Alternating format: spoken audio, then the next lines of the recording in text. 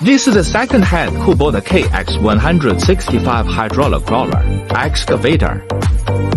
The KX165 excavator is equipped with the original KUBOTA V2607D engine. Power is 48.3 kilowatt.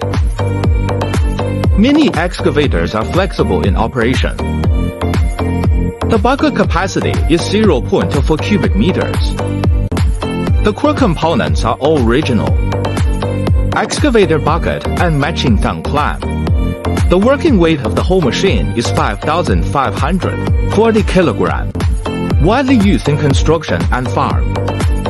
Clean and amazing appearance. Good performance, very flexible. Used excavators are more cost-effective.